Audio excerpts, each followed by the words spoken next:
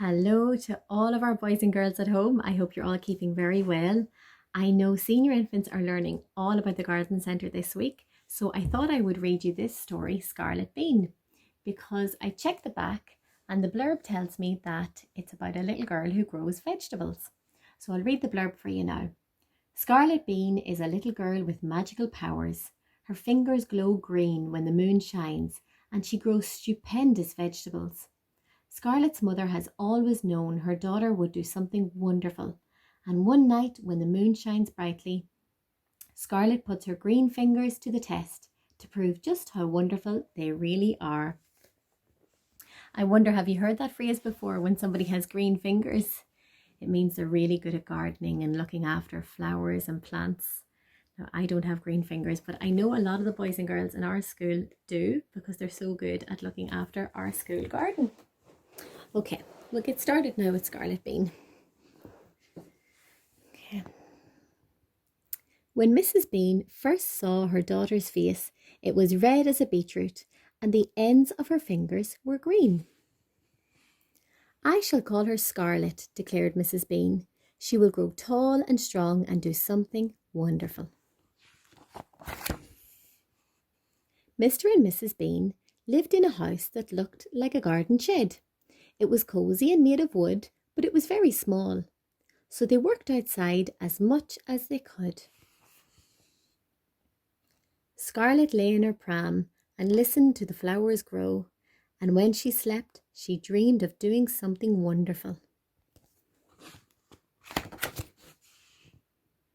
On her 5th birthday, Grandfather Beane gave Scarlette a vegetable garden. Her mother gave her a set of tools with wooden handles. Her father built a wooden fence to keep out the rabbits, and he made a white gate Scarlette could open herself. Scarlette loved her garden. She pulled up the weeds. She dug the soil until it was crumbly like chocolate cake. She planted a row of carrots, a row of onions, and a row of parsley. That night, when she went to bed, the ends of her fingers glowed like green lights. Can you see her green fingers in the picture? The next morning, Scarlette ran to her garden. Her carrots were huge as tree trunks. Her onions were as big as hot air balloons. Her parsley was as thick as a jungle. Everyone in the village came to help. They used bulldozers to dig the carrots. They drove forklift trucks to carry the onions. They cut the parsley with chainsaws.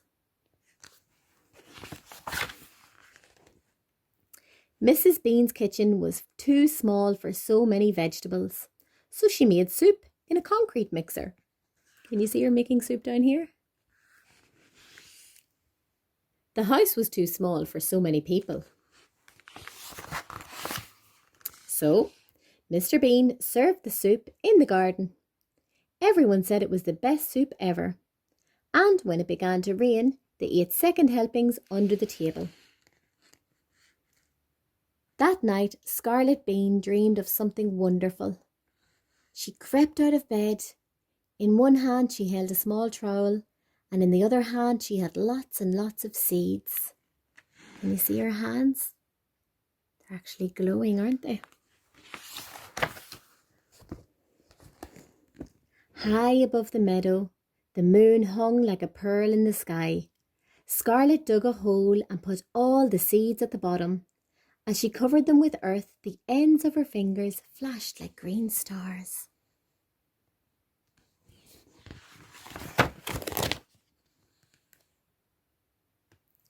The next morning, the sun rose like a huge gold coin. In the middle of the meadow was a castle made of vegetables. Can you see the castle, everyone? Can you see all the vegetables? It had turnip turrets and a drawbridge held up by corn cobs. A cucumber tower stood at each corner.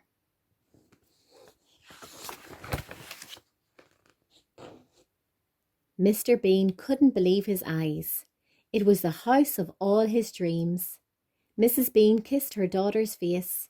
I knew you'd do something wonderful, she whispered.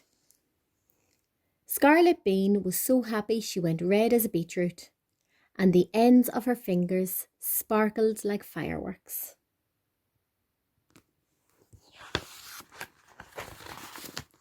And look, off goes the family. It looks like they're ready to move in to the vegetable castle. And that's the end of the story. I wonder, would any of you like to live in a castle made of vegetables? Have you ever grown anything at home, boys and girls? Can you think of any of the things that Scarlette did to look after her garden? I remember her dad built a fence to keep out the rabbits, wasn't that right?